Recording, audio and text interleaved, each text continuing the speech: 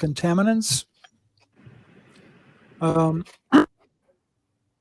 complexity of pesticide effects on cell epigenetics and biochemical pathways changes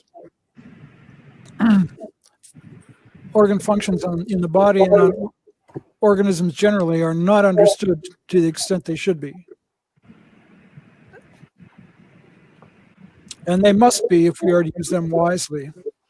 And yet people in positions of authority push for pesticide use, sometimes because they simply defer to regulators or believe that because a pesticide is on the market, it must be safe or have been trained to use the chemicals. Sometimes lacking knowledge of the science or lack of science, they feel that the pest control needs are more important than any potential harm, known or unknown, of the pesticide use. More robust national discussion is urgently needed on the unknowns associated with chemical effects, whether independently or as mixtures, since the science is now rapidly demonstrating serious challenges to human health and survival due to their presence in our air and water. I'd like to introduce the panelists for today. There are four of us. Dr. Fred von Saal is Curator's Distinguished Professor Emeritus of Biology at the University of Missouri, Columbia. He's also an international icon for cutting-edge reproductive endocrinology research and scrupulous care in his work. Prior to attending graduate school, he taught biology as a Peace Corps volunteer in both Somalia and Kenya. As a professor at MU, he served on the National Academy of Sciences Committee on Hormonally Active Agents in the Environment, and he's an elected fellow of the American Association for the Advancement of Science and a recipient of the prestigious Heinz Foundation Award in Environmental Science. His research is focused on the long-term effects of fetal exposure to minute differences in endogenous hormones, as well as man-made and naturally occurring endocrine-disrupting chemicals present in many household products and food. He has published over 250 articles and reviews in his research, as well as 2 books. Has been funded by the National Institutes of Health and other federal agencies and foundations. Dr. Kyla Bennett, our second presenter, is Public Employees for Environmental Responsibilities Northeast and Mid-Atlantic Director and Director of Science Policy. Kyla previously worked at EPA Region for 10 years as a wetland permit reviewer and as the region's wetlands enforcement coordinator. Kyla first became involved with PEER in the mid-1990s when she became a whistleblower herself. Kyla has a PhD in ecology and evolutionary biology from the University of Connecticut and a law degree from Lewis and Clark School in Portland, Oregon. Dr. Tristan Brandhorst, who gave earlier this afternoon, has been studying the physiology of pathogenic fungi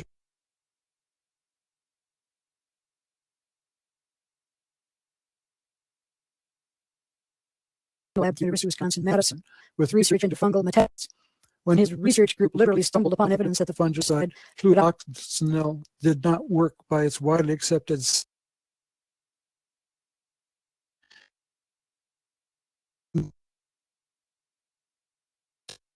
this time and research focused to its study. Dr. Brandhorst's research indicates that the complexity of pesticide effects on cells and enzymes in the body and organisms generally are not understood to the effect that they should be. He published his findings that fluoxetine action on sugar metabolizing enzyme is common to all cells and therefore broadly applicable in a major problem. Myself, I'm a professor of emeritus. I'm having trouble talking today. I'm a professor emeritus of integrative biology and environmental toxicology at the University of Wisconsin-Madison. That's where I was born. I have a PhD in physiological ecology from UCLA and have found that low levels of pesticides and pesticide mixtures can compromise fundamental biochemical pathways immune, reproductive, endocrine, and nervous systems of rats, mice, and lately animals very close to humans physiologically. I'm also on the board of Beyond Pesticides, where I'm continuing my I also need to read this. To all of the attendees here today, please keep your microphones muted at all times. Please ask questions only through the questions tab of the live discussion box in the lower right of your screen. We also encourage anyone to use the upvote button to highlight and boost up any questions that you think are particularly good ones, so that the moderator and assistant will see those questions first. This workshop will be recorded and available for viewing by attendees throughout the year. And so if you do not wish to be on camera, please keep your camera off. The panelists, as well as the few attendees who have their cameras on, will appear on the screen. The Swap Card Pro platform is a little more finicky with bandwidth for live sessions than so if we experience time delays or choppy video, please be patient. And if it persists, we will continue with another panelist and adjust as we go along. Please know that if your computer is giving too many issues, download the Swap Card app to your phone and rejoin the conference that way as a backup. You can use the Help Center button in the upper right of your screen at any time to chat immediate questions about any issues you're having with the application. Just go to the Help Center and then choose the Beyond Pesticides Help Desk and write the issue into the chat. All right, done with that. And now we're going to go to our distinguished panelist. We'll start with Dr. Frederick von Saal. Fred?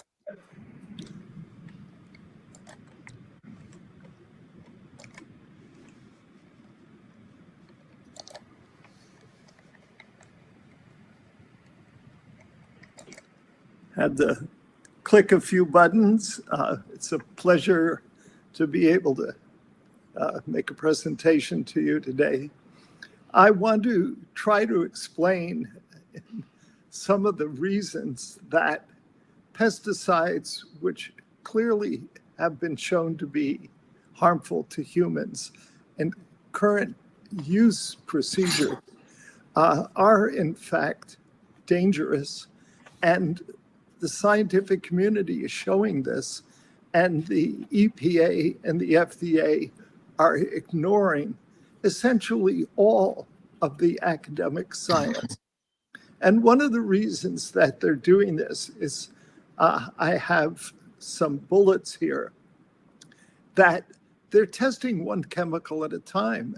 And we know with absolute certainty that there are classes of chemicals that, like a whole bunch of fungicides and herbicides, that interfere with sex hormones. And there are also a substantial number of chemicals in plastics and other products that interfere with the same mechanisms. And experiments have been done with mixture studies showing that they additively act together, and you cannot ignore the presence of other chemicals that operate through the same mechanism when you're doing risk assessment. The other thing that's astounding is that the EPA and the FDA assume that there's a threshold below which a dose of chemical has absolutely no adverse effect. And the reality is that the hormonal systems being disrupted by many of these chemicals that disrupt sex hormones, for instance, are operating against a background of hormone levels that are above thresholds. So the analogy is that when you start a car and you get going, and the car's in a field, for instance, and you have to apply power to get it going, well, that's the threshold dose of power that's needed to get it going. But once it's going and you're riding down the highway and your system is on, any fluttering of the gas pedal will alter the speed of the car.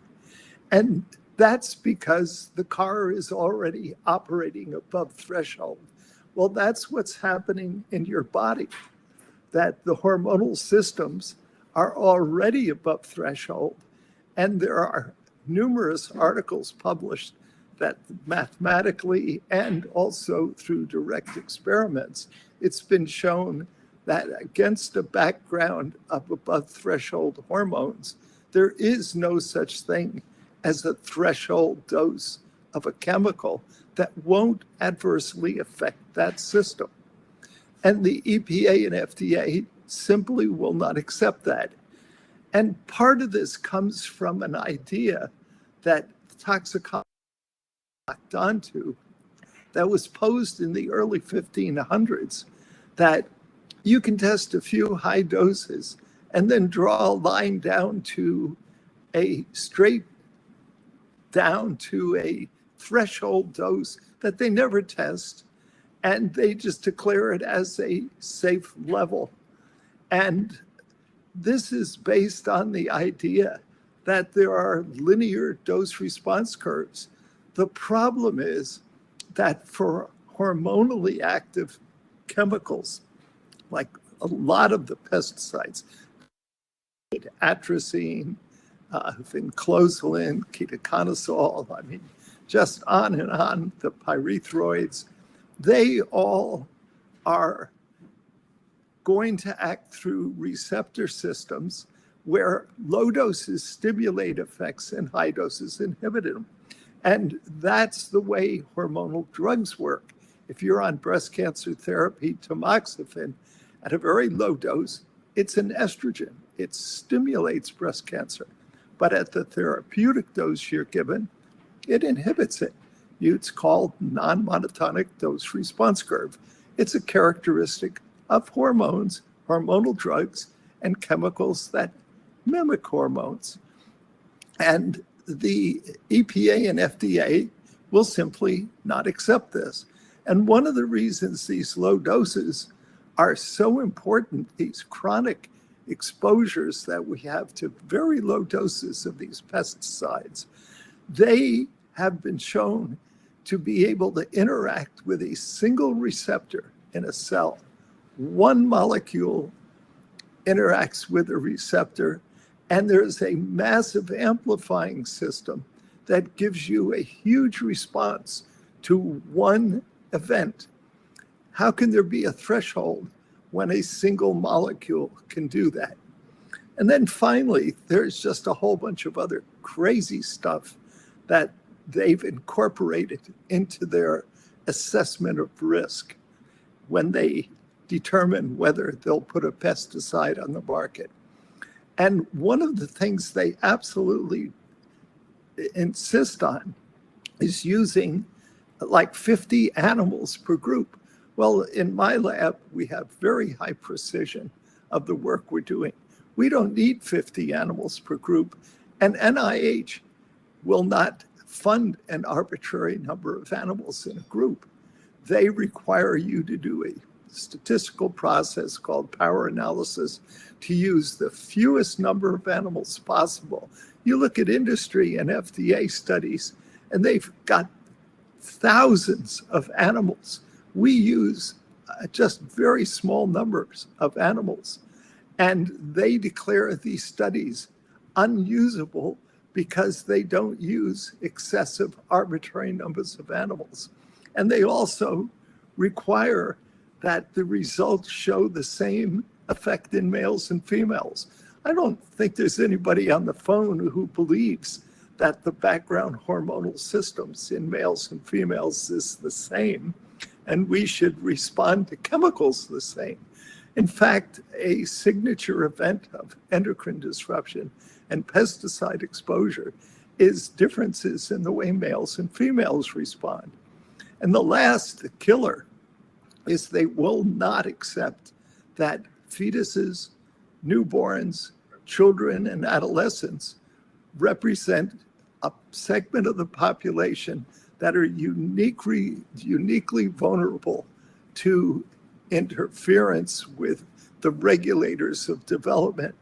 The best example of this recently came out DDT samples were collected from infants, children, and prepubertal girls, and those levels of DDT predicted a threefold incidence higher of breast cancer after 50 in those women, but their current levels didn't predict anything.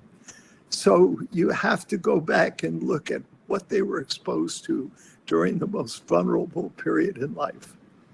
With that, I'll pass the baton to the next speaker.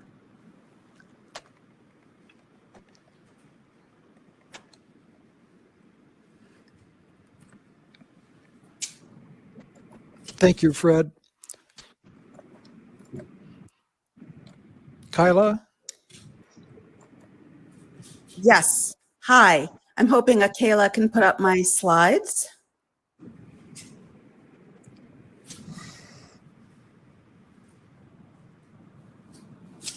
There we go. Excellent. Thank you. So today I'm going to be talking to you about PFAS and pesticides. And for those of you who don't know what PFAS are, PFAS is the acronym that stands for per and polyfluoroalkyl substances. This is a class of chemicals. There are, according to EPA, 9,252 of them that we know of. They are human-made. They were first made in a lab back in the 1940s. For those of you who've seen the movie Dark Waters with Mark Ruffalo, that was all about PFAS, and you're reading a lot about it in the news. These compounds are ubiquitous. They're in everything from artificial turf to guitar strings to dental floss, your nonstick pans, your tents, waterproof clothing, just a variety of consumer products. And recently, Pure started looking to see whether there was PFAS in pesticides. We were told that there was none. And the reason we were concerned is that PFAS are endocrine disruptors. They're carcinogens. They've been linked to a variety of human health ailments, such as kidney and thyroid disease, developmental issues, cancers, as I mentioned, things like gestational diabetes, preeclampsia, all sorts of awful things. They're also in firefighter turnout gear, and we're seeing a ton of our firefighters dying of cancer from the PFAS in their turnout gear. In fact, in 2019, the 75% of on-duty firefighters died of cancer, 75%. And most of that is from the PFAS that they are exposed to. So what happened with us is that we saw in Massachusetts, where I'm from, a lot of the towns in a particular part of the state were coming up with PFAS contaminated water supplies. And so we started wondering why. And the only thing that those towns had in common was that they were aerially sprayed by the pesticide Anvil 1010 for EEE, Eastern equine encephalitis, every summer. And I started asking whether it's possible that Anvil 1010 had PFAS in it. I was told by both DEP and EPA that there was no way. Can I have the next slide, please? We didn't trust them and we tested. And to our dismay, we found indeed that Anvil 1010 does have PFAS in it. And back in 1962, Rachel Carson said, if we are going to live so intimately with these chemicals, with pesticides, eating and drinking them, taking them into the very marrow of our bones, we had better know something about their nature and their power. And the inconvenient truth is that we know very, very little about the nature of these pesticides. We don't even know what's in them. Next slide, please. So far, Pure has found PFAS in seven different pesticides. Anvil 1010, which I mentioned, which is a mosquito adulticide. Maverick Perimeter, which is another mosquito pesticide. Permanone 3030, again, it's another mosquito pesticide. 2 herbicides, and then most recently, 2 dog products. Frontline Flea and Tick, which is the stuff you put behind the dog's shoulder blades, and also the Seresto collar, which has had a lot of complaints about it for killing dogs. Next slide, please. So what levels are we seeing? PFAS are toxic in the parts per trillion. Here in Massachusetts, we have an MCL, a maximum contaminant limit of 20 parts per trillion for 6 of these compounds in our drinking water. Dr. Linda Birnbaum, the former director of NIEHS, said the safety threshold for just one of these compounds should be 0.1 parts per trillion. And we are finding levels of 250 parts per trillion to 2,000 parts per trillion and more. Next slide, please. So how are these PFAS getting into the pesticides? There are basically four ways. It can be contamination from the manufacturing process. PFAS is very, very sticky. It does not go away. They're called forever chemicals. They do not break down. So if you've used manufacturing equipment for something that contained PFAS, it's very hard to clean out. It can be contamination from containers that these pesticides are being stored in or shipped in. They can be deliberately added as inert ingredients, which we would never know about, or they can be deliberately added as active ingredients. According to EPA, the PFAS that we found in Anvil 1010 was contamination from the containers. There were HDPE plastic containers that were fluorinated. Next slide, please. We don't believe that PFAS, sorry about that, we don't believe that PFAS was only in these pesticides from the containers. We found when we looked at EPA's list of inert ingredients, approved inerts for pesticides, that there are a number of PFAS allowed to be put into pesticides as inerts. EPA tells us that these are legacy and they're no longer put in there. However, they are still on their list. Next slide, please.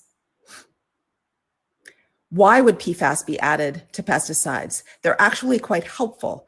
PFAS can be excellent surfactants and dispersants. They can be used as anti-foaming agents. They can increase the shelf life of the pesticide, and they can also increase the potency and duration of pesticides. Next slide, please. So we also discovered recently that there are a number of PFAS as active ingredients. We looked at the registered list of pesticides in Massachusetts. There are over 16,000 pesticides registered in Massachusetts, and we found at least 7 of them just from looking at them that were PFAS in active ingredients. And these are the list of the 7. Next slide, please. EPA claims that they will not allow PFAS in pesticides, despite the fact that they are included in their list of inerts and they approve them regularly as active ingredients. When we told them about the PFAS in Anvil 1010, they discontinued the use of Anvil 1010, asked everybody to hold them. They said any level of PFAS would be potentially toxicologically significant and may trigger a regulation that would require the manufacturers to report back to EPA. But nothing has happened as far as we can tell. Next slide, please. So where are we going to go from here? The problem is that EPA's pesticide program, as Fred alluded to, is broken. This is not just a Trump problem. It has been broken for decades.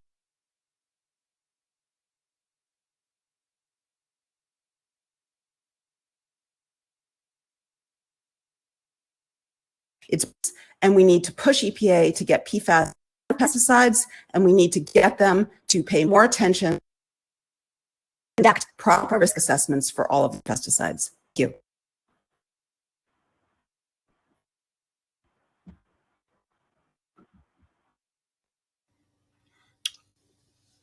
Thank you very much, Kyla. Tristan, I'm sorry.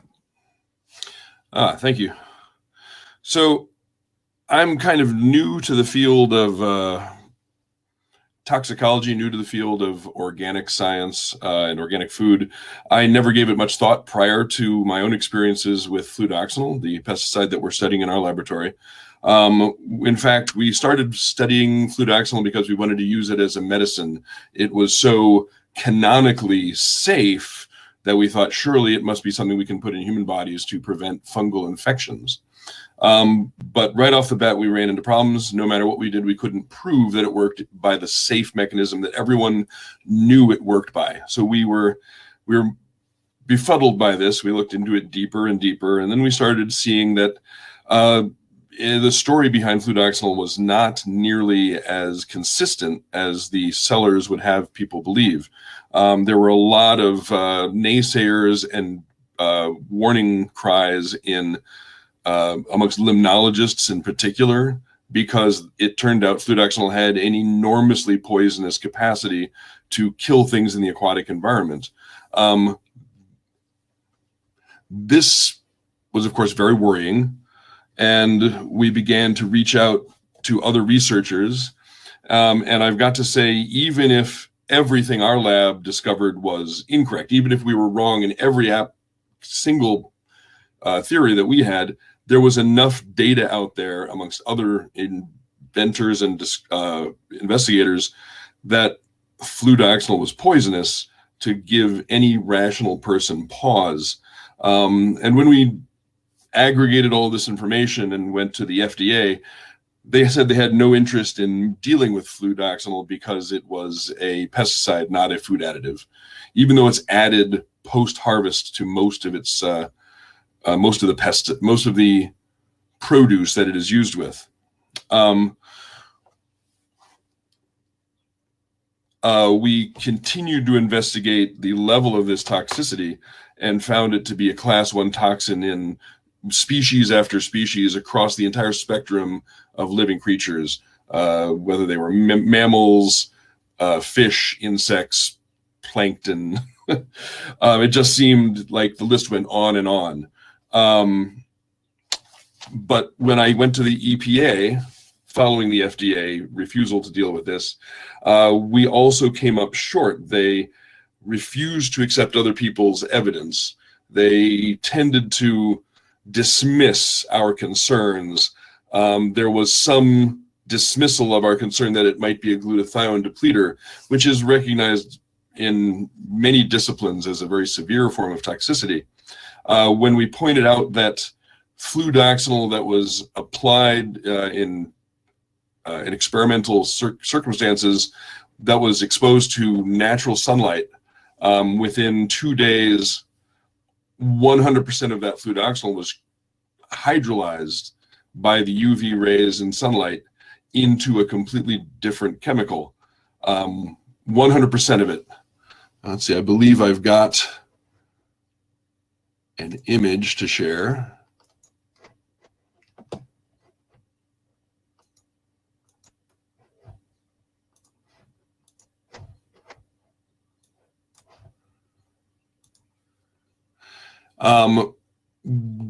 If they increased the intensity of the ultraviolet light, that time went down to 2 hours.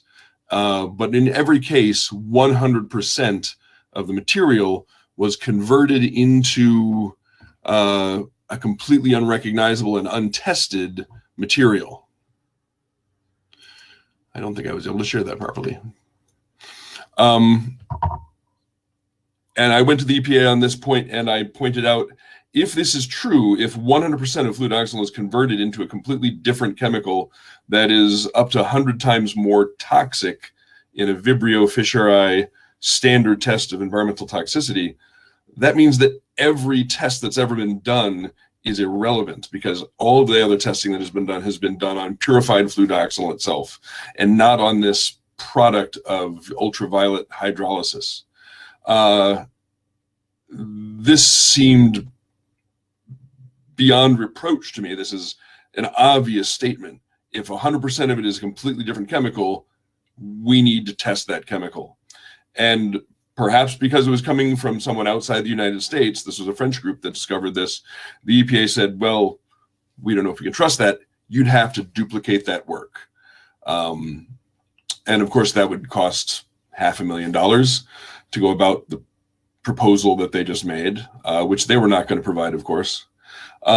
We've further had enormous difficulty in trying to get funding for this work. Whenever we go to NIH and we tell them we want to look at pesticide toxicity, they tend to put us into groups in which 1/3 of the reviewers are industry insiders.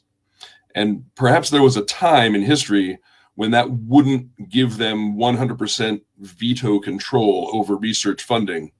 But nowadays, when only 10 to 20% of grants are being funded, one naysayer out of 3, one person giving you a bad mark out of 3 is enough to scuttle any grant that you might care to mention. And I pointed this out to them and they deny it. They say, no, that's not true. It's not true that these industry insiders have 100% ability to veto work that might be done, but it's clearly the case. We'd get A+ ratings from academicians, and then people who were clearly not academicians would give us a very low rating and there'd be no funding.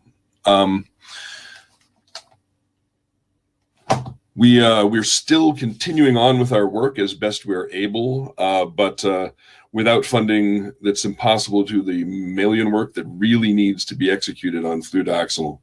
I know a lot of people have not heard about fluodoxonil before. As I said, I'd never heard of it before my own investigative research, but I implore people to look into it to understand how many produce items is now placed on, the fact that it's bleaching into the environment, and the fact that if it's a glutathione depleter, as our results seem to indicate it is, this may potentiate toxins of all other sorts present in the food due to pesticide toxicity. That's my 7 minutes. Thank you for listening. Thank you very much, Tristan. Kyla, if you could put up my slides, please, I'd be able to present a summary, I hope, of some of the things that we have been looking at in our research. I want to really talk about how we can make America and the world healthy again. And if you could hit that next button, the next, bring up the next part of this slide. We need to look at three things. The theory. Kyla, can you click that button one more time, please? There should be some things popping up on the left side of that picture. I guess not. We have three different things to deal with here. One is the theory, and the next is the data. What are the data? Do they agree with the theory? And the third thing we want is where do we go next? How do we move forward? So if we can have the next slide, please.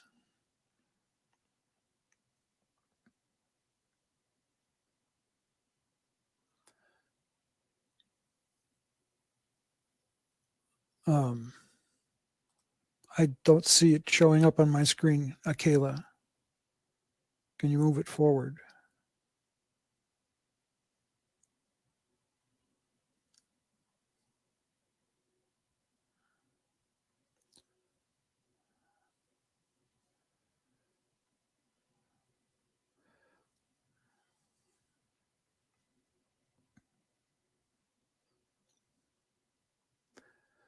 Let me see.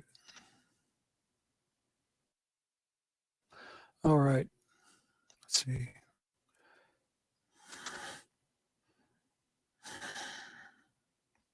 Are you able to hear me? I can hear you now. What's happening? Really bad right now. Okay, I'm going to try to do this again.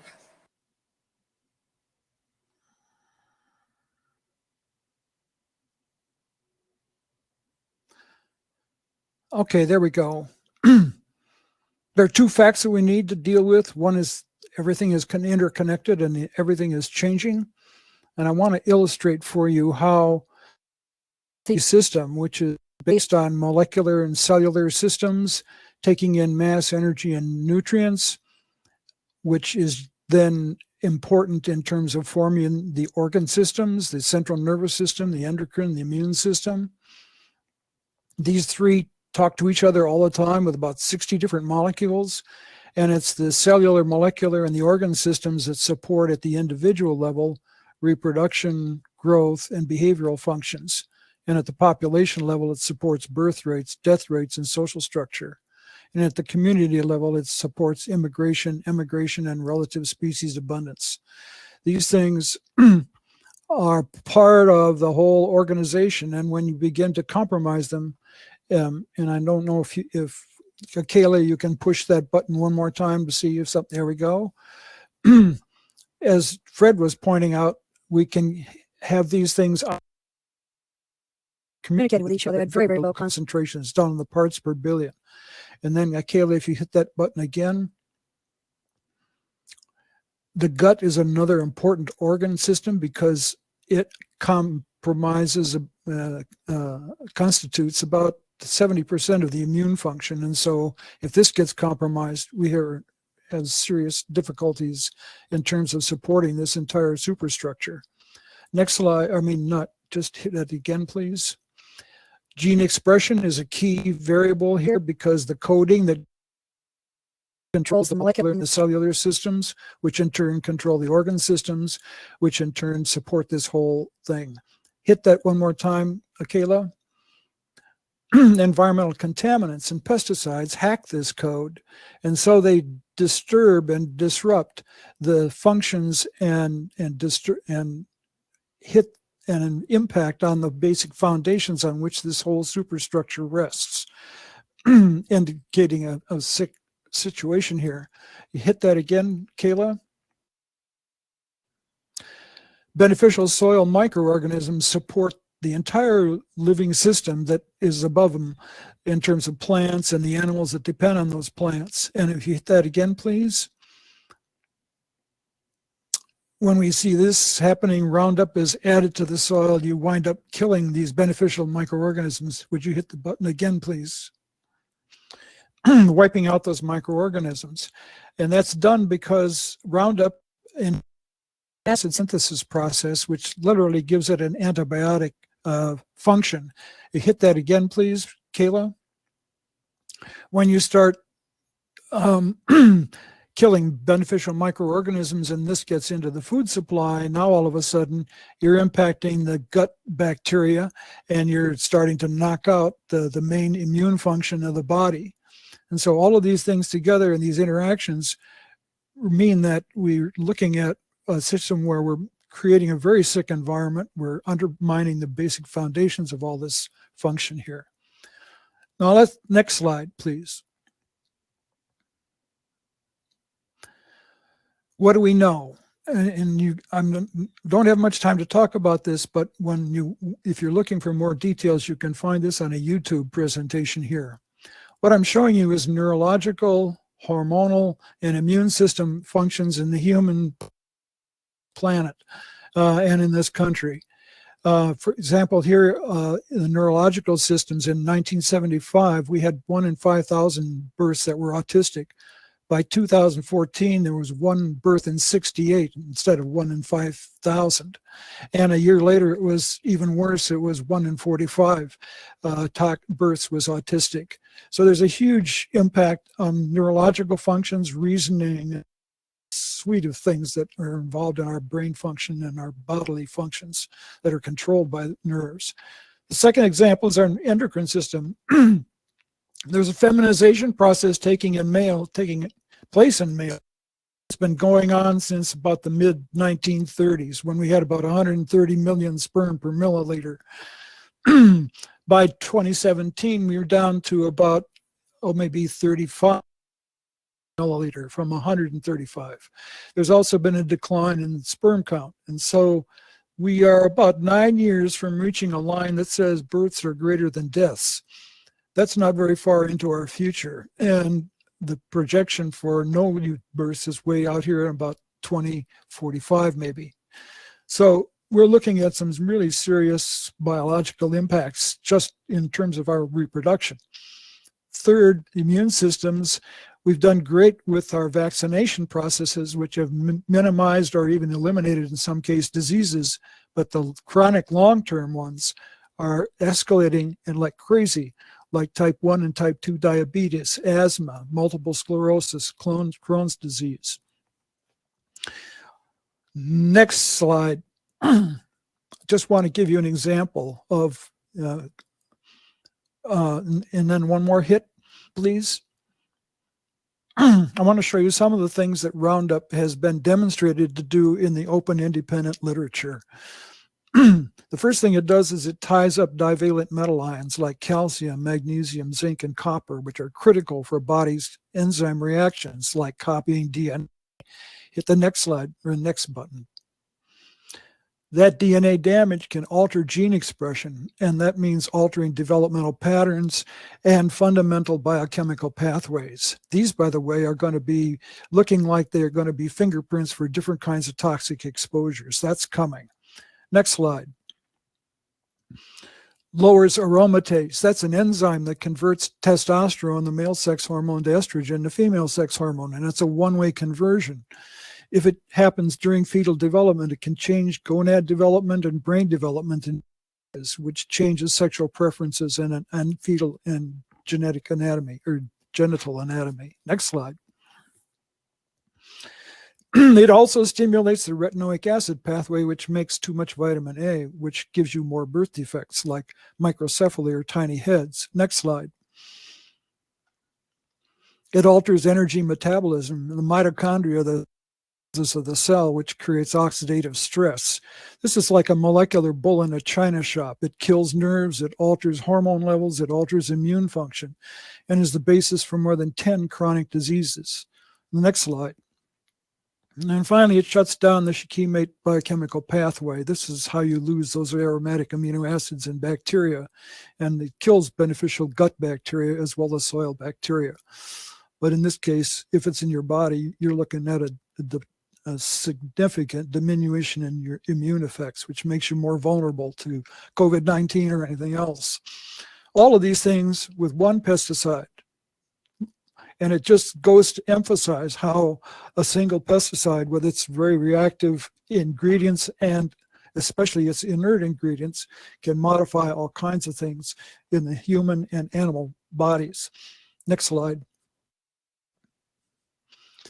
And I want to because it's used as a pre-harvest desiccant on cane and beet sugars and on cereal grains like wheat and oats, you can get all kinds of contamination in your food. And the Environmental Working Group in 2018 showed that Roundup was showing up in Quaker and General Mills cereals.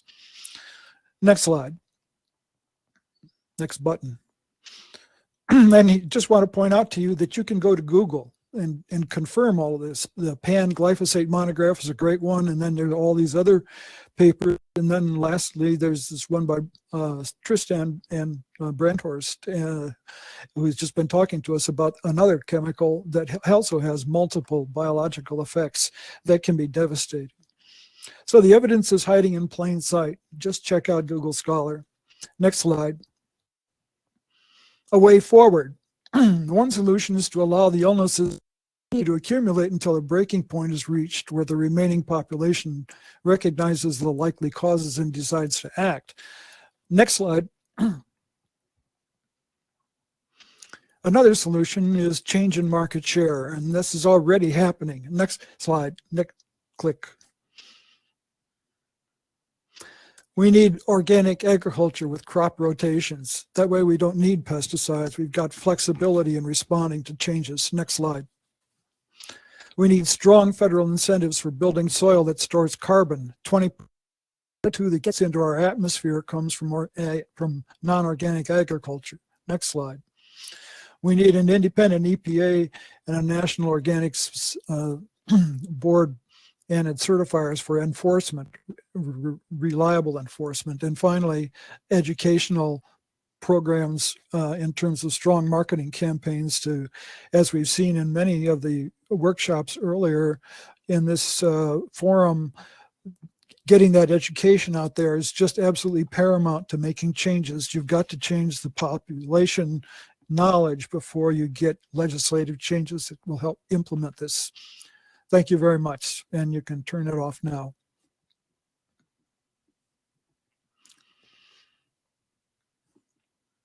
So,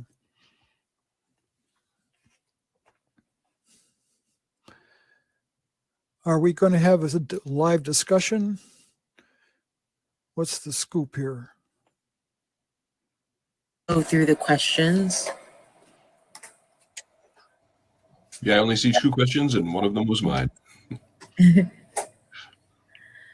there a way that people can access the PDF to these slides?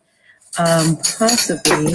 I'm sure that we could have access to them.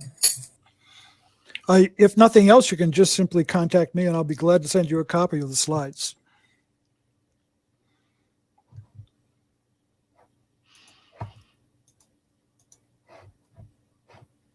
A lot of the work I've done is available on a YouTube channel that I curate, which I will put in the chat.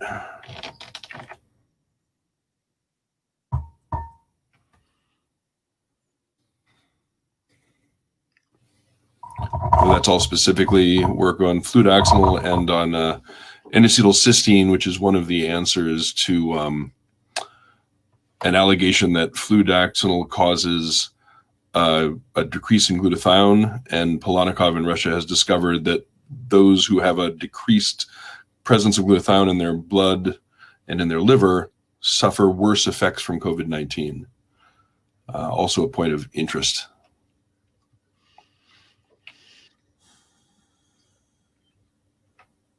Any other questions?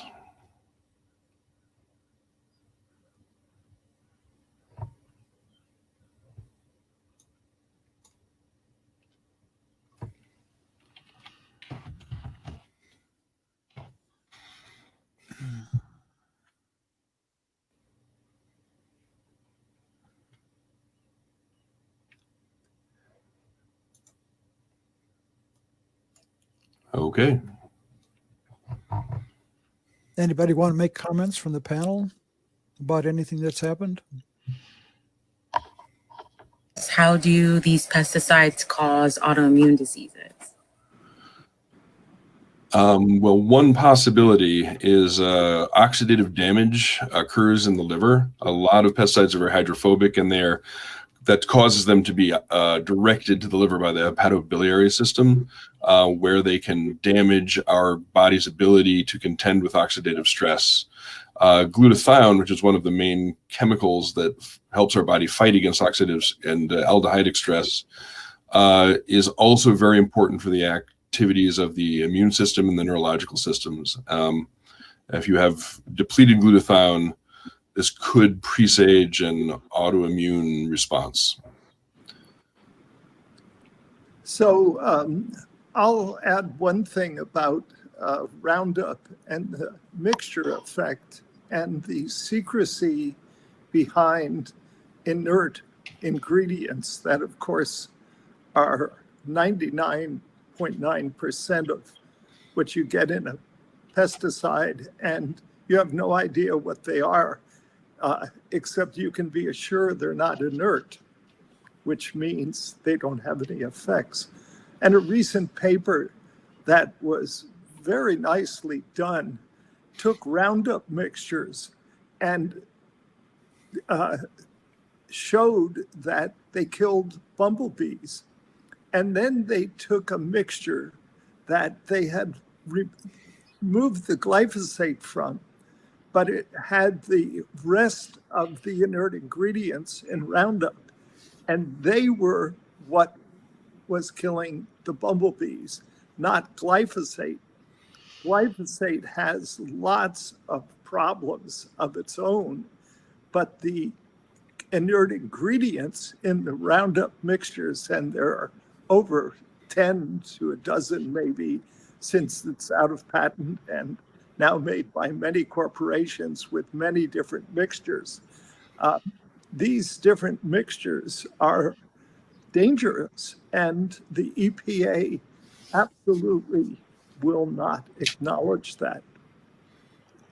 There are also recent papers showing that heavy metals are routinely added to these so-called inert ingredients groups without the knowledge of anybody. It's just a way of getting rid of toxic metals. And so you get arsenic and cadmium and cobalt and all kinds of things in them, and which could be adding to their killing ability.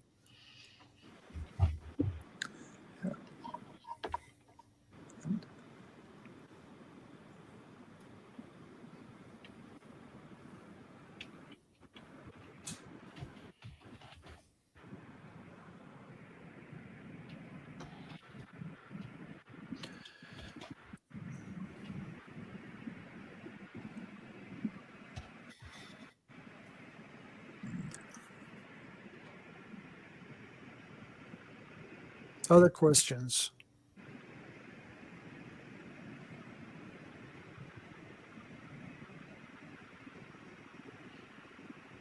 Question is asking what types of crops is fludoxonil used on?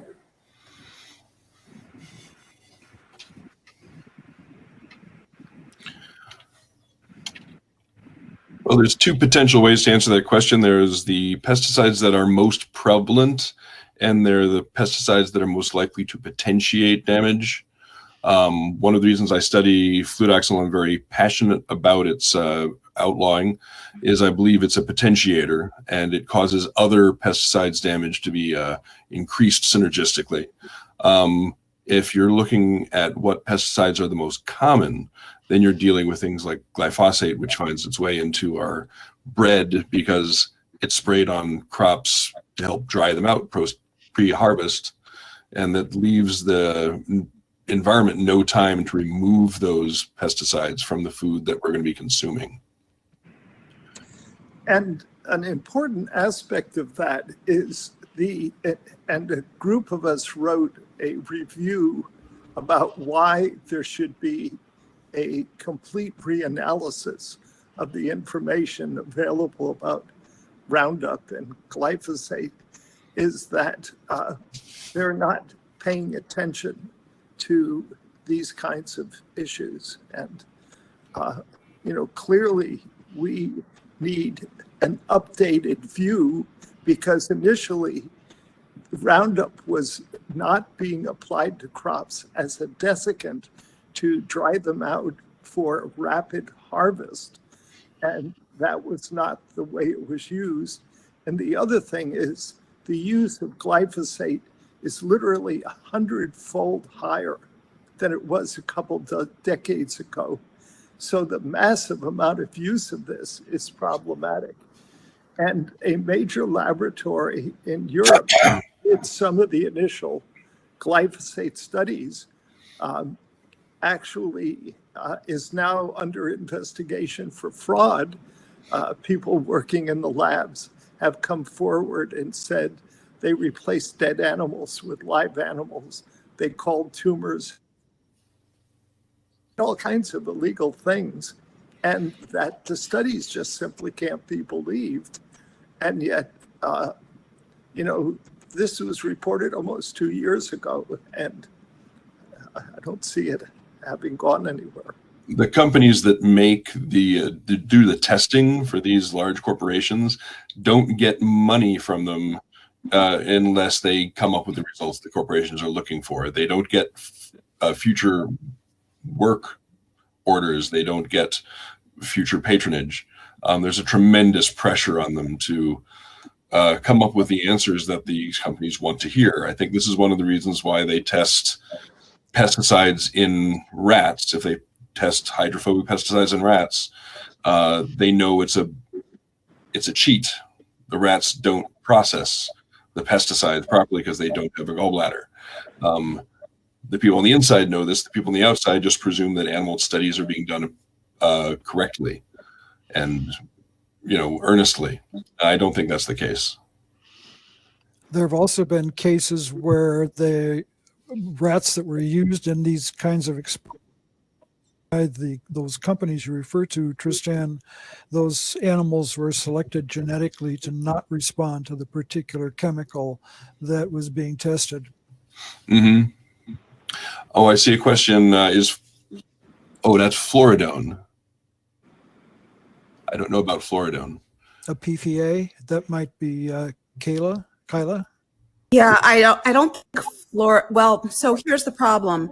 EPA does not have a good definition of PFAS. They have a working definition of what PFAS are, and the different parts of the agencies are fighting with each other over what the definition is. So I think fluoridone has 3 fluorines and a lot of carbons.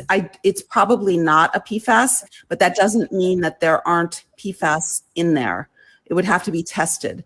We're finding a lot of these pesticides which don't have PFAS as active ingredients, nevertheless have PFAS in them, whether it's as an inert ingredient or a contaminant we don't know. So I don't think fluoridone itself is a PFAS, but it's very possible that it does have PFAS in it, or that anything fluorinated is a problem. The carbon-fluorine bond is it's one of the strongest bonds known to humans, and it's very, very hard to break down, which means that anything that contains these carbon-fluorine bonds are almost indestructible in nature. And we're finding with PFAS, there's just no way to destroy them. You can't incinerate them. You can't treat them. If you filter them out, you're still left with what's left on the filter. EPA actually put out a challenge grant for people to try to figure out how to destroy these things, and they just can't do it. So, Wow. yeah, it's pretty bad. So I think you'd have to, fluoridone itself is probably not a PFAS, but it should probably be tested. Well, I think this also brings up the question as to when these fluorinated products, like fluodoxanil is fluoridated, when they break down, they're going to break down into things that are also indestructible and that are going to be maintained in the environment. And to what effect, we don't know. Well, we have about 4 minutes left before this whole thing is going to end. So if there are any questions or any remarks that any of you want to make, we should do that now.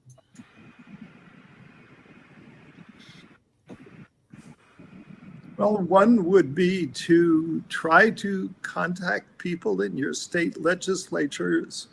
The states have been active.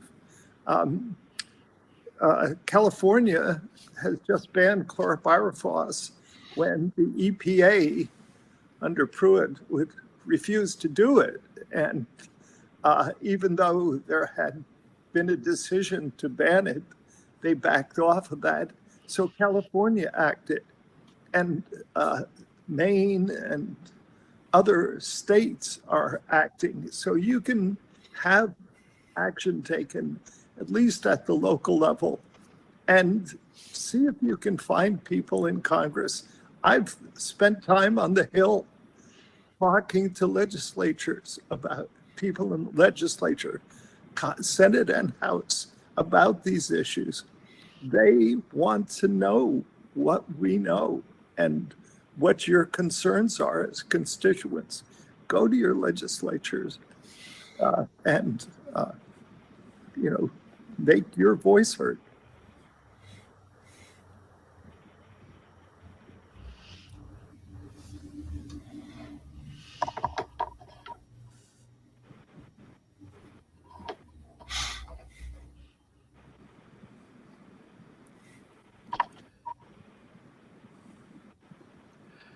Other questions or comments? Yeah, I second that, Fred. Absolutely. The legislature, state legislature and the federal legislature, there are a lot of people surprisingly willing and interested to hear what we have to say and what we're thinking. So do that and form those groups. I've seen so many times when people tried to be heroes and got themselves cut off at the knees, they lose their jobs, they lose their careers because of something they were trying to alert the people to. So doing it with people is a very good way to go.